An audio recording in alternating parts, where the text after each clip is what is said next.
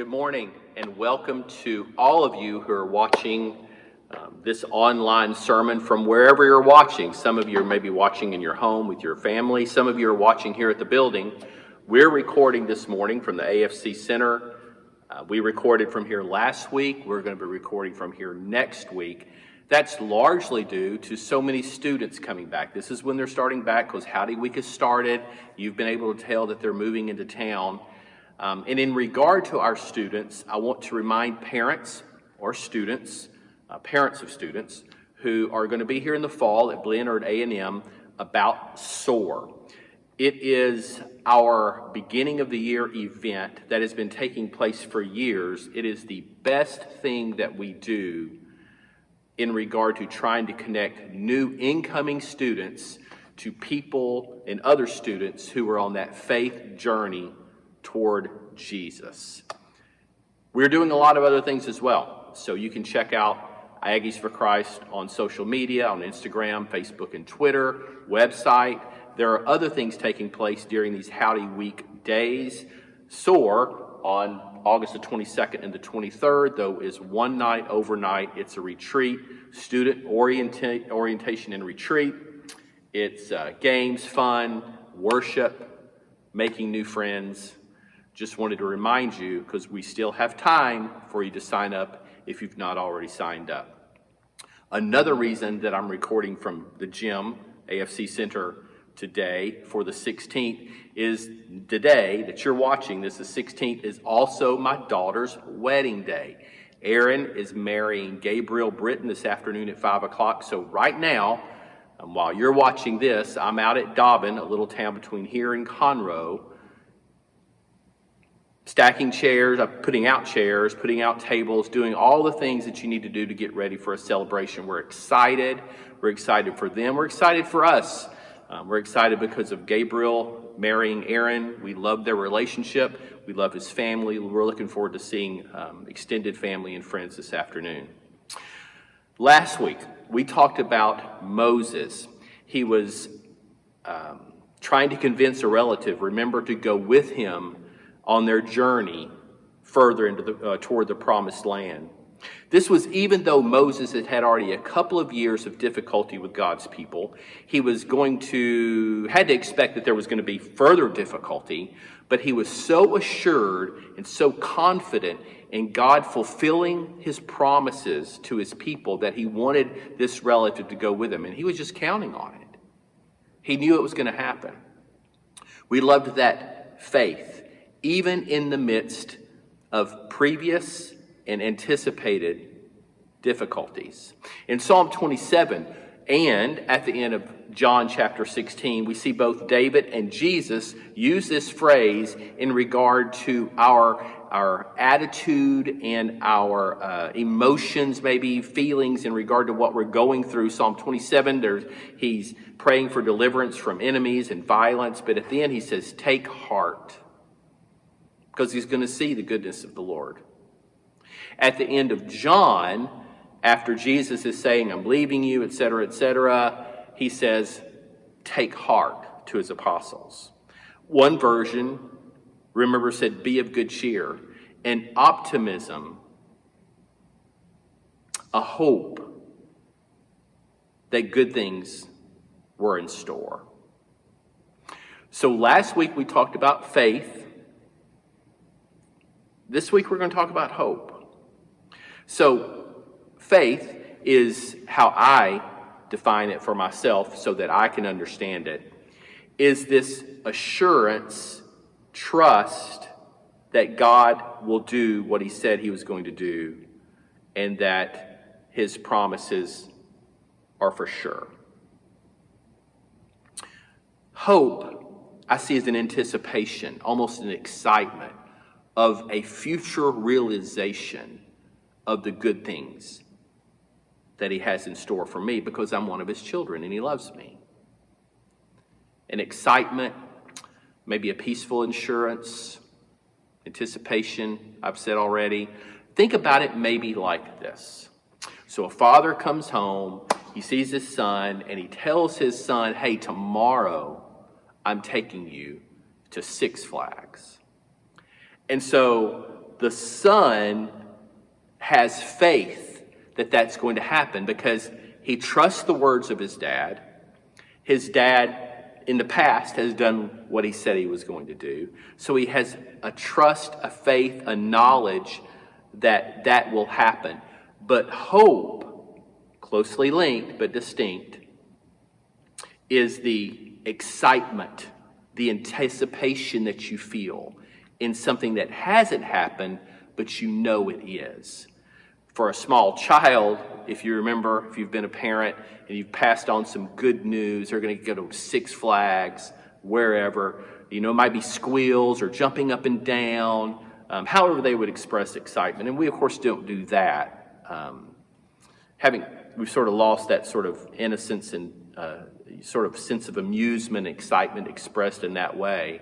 But yet we still feel hope. It's part of what we should feel. So we're going to look at hope this morning, and we're going to start off with a phrase in Romans that is talking about Abraham, and it's a little bit of a quirky phrase. This is it. Against all hope, Abraham, in hope, believed and so became the father of many nations, just as it had been said to him, so shall your offspring be. So the first sentence or so again, against all hope, Abraham in hope. Your version might say, hoping against hope. So, first, what does that mean? I think of it like this. I'm hoping even though it's not happened. I'm anticipating something that will happen, and I'm assured that it's going to take place. I'm hoping even though maybe common sense says it's not going to happen. I'm hoping even though the world around me might think I'm crazy in hoping it. I'm hoping even though there is a question about whether it could actually even be reality. There's different ways to express that sort of hoping against hope. But here he was hoping when it seemed senseless or unreasonable to hope. And what was he talking about here, Paul, in regard to Abraham? Well, we see it in Genesis 17. This is the passage which explains that God is promising Abraham and Sarah a son. Well, Abraham is about 100, Sarah is about 90, 99, something like that, or 90s and 100s. And they're being promised that they're going to have a child. And so Abraham laughs, laughs.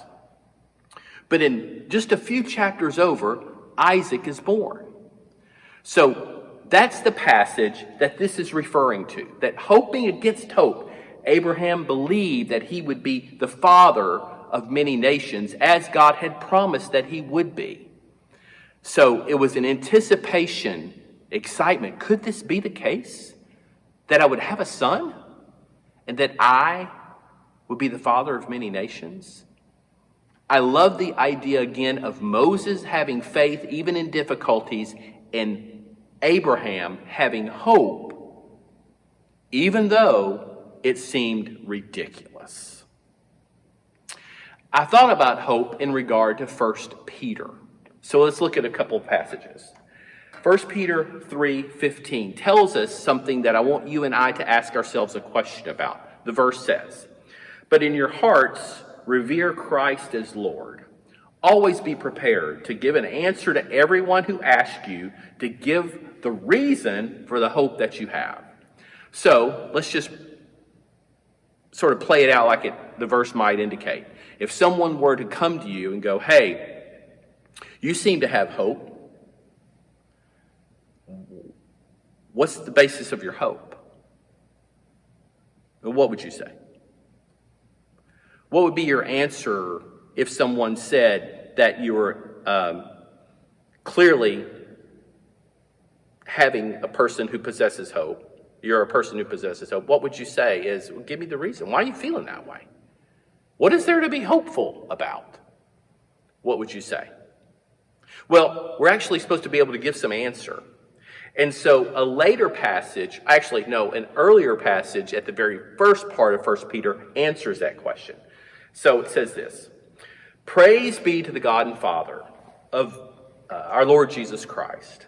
In his great mercy, he has given us new birth into a living hope through the resurrection of Jesus Christ from the dead, and into an inheritance that can never perish, spoil, or fade. This inheritance is kept in heaven for you, who through faith are shielded by God's power until the coming of the salvation that is ready to be revealed in the last time. The only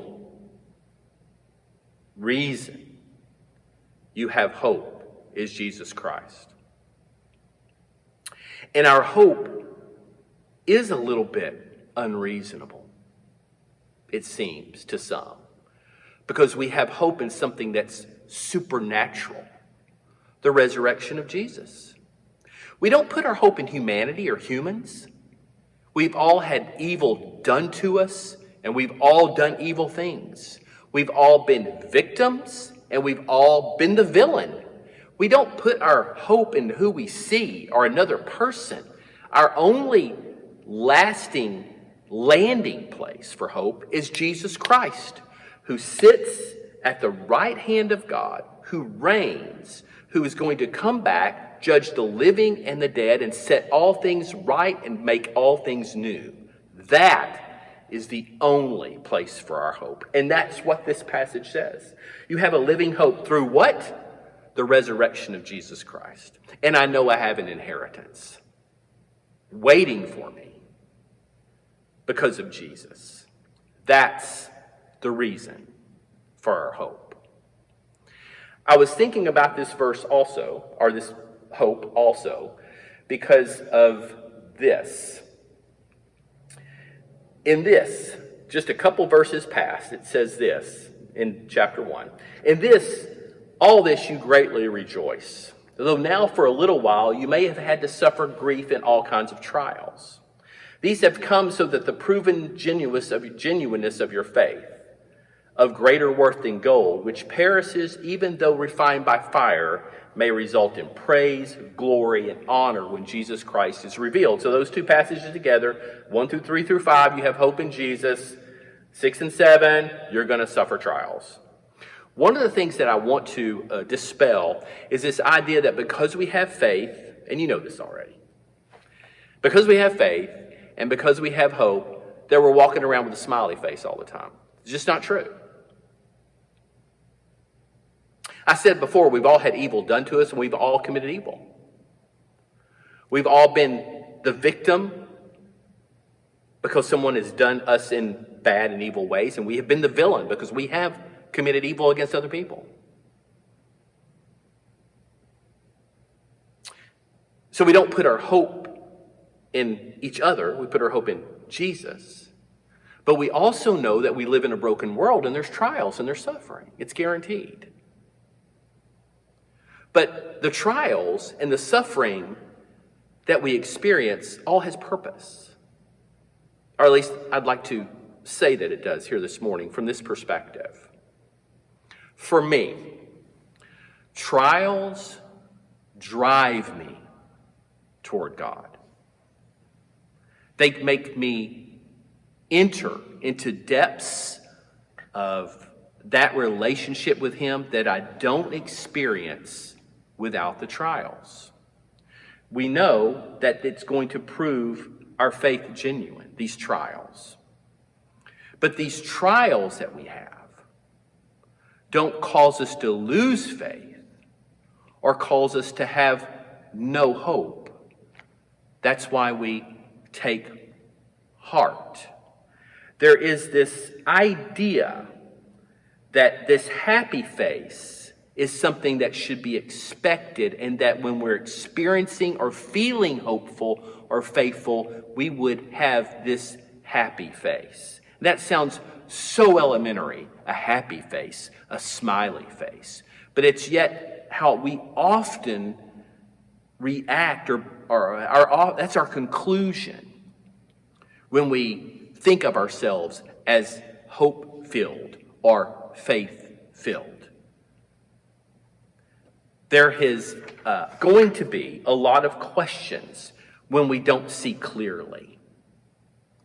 When faith doesn't reveal itself as we know it won't, because it is what? In things that are unseen.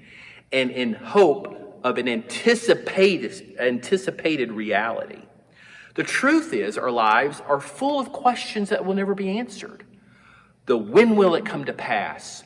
Where will it be? Why is it this way? How is it going to happen? Why is this taking place in my life like this? Why are these things happening? But the message from the Bible is from all of the people we know. Moses, Abraham, David, Jesus, John, Paul, Peter, name them, Stephen. That hope and faith are there regardless of circumstances. That's just part of what it is that makes us be living a Christian life. If I'm running toward Jesus, I'm going to be bruised and battered and knocked along the path. But that idea that I like is that makes me run harder toward the only one who offers any supernatural hope. And I don't know about you, but I don't want to put hope in natural things. I want it to land firmly in supernatural beings. God, Jesus, Holy Spirit. That's where I want my faith to be. So I was thinking about this in regard to the when and the why and the where and what's going on, and it made me think about Joseph. So, Joseph, in chapter 50, okay, he's been sold into slavery, all right? He's in a foreign country. He's falsely accused. He's imprisoned, separated from family. There had to be a lot of questions. He had to think this was unjust. And for 30 plus years, there really wasn't an answer about why this all had happened. Then in Genesis 50, a bunch has happened. He's been reunited with his brothers. He's been reunited with his dad and Isaac. And this is what it says. But Joseph said to them, this is to his brothers, because his brothers now, the father's passed away, and they're fearful that now Joseph is going to have vengeance on him. He's going to get his revenge. But Joseph said to them being brothers, don't be afraid. Am I in the place of God? You intended to harm me years ago when you sold me. But God intended it for good to accomplish what is now being done, the saving of many lives. Years later, maybe standing from this sort of figurative mountaintop, Joseph was able to look and go, all of this that I've gone through for years was to accomplish this. God's meandering way of building character and bringing his purposes to fruition calls on us, because of that, his ways, is just to remain faithful and hopeful, and to take heart. Another passage I want to show you, which really has implications for me when I talk to the students, and so I'm talking to you now, and we're going to make that application. It's this verse in Hebrews that we use often about attending church. Fine, great. Let us hold unswervingly to the hope we profess, for he who has promised is faithful. And let us consider how we may spur one another on toward love and good deeds, not giving up meeting together as some are in the habit of doing, but encouraging one another, and all the more as you see the day approaching. So this take heart phrase, this keep your hope, this maintain your faith, this journey we're on is not a solitary one. Spiritual formation is a community project. And so we have to depend on one another. So that's why we don't isolate and we don't withdraw and we don't try to go it alone. I heard someone say, because of today's current environment, when there are sad pictures on the TV screen or on your computer screen about protests and riots, they were saying we should have a riot of good works and love amongst us as we spur one another on. And as we encourage one another by saying, take heart, hey, take heart, keep the path, keep on the journey, take steps, small steps, little steps, just keep going the right way. I love that because, see, I love meeting together, not because I think necessarily you need me, but I need you. And I say that to the students, and I'm saying it to all of us who are grown up. We need each other. This is a community effort. This is a community movement. There aren't examples in the Bible of people who just were running to Jesus or with Jesus just solitary, never having to have any community. They had to depend on one another, and that's what we do with our hope. And it makes me more hopeful and builds me up inside when I get to be with you. At times are difficult now. It's hard. We're not even all together watching this sermon. But in little small ways, we have to forge a way and carve out possibilities for encouraging one another as a community. Physically distanced, sure, but not necessarily socially distanced, because you can reach out, we can be social, text me, I'll call you, we'll wave. But we're all together, hopeful in an anticipation of what's promised ahead, faithful because we're assured that God keeps his word. And we all move together in this faith journey, taking care of each other, a movement, a riot, if you will, of good works and love.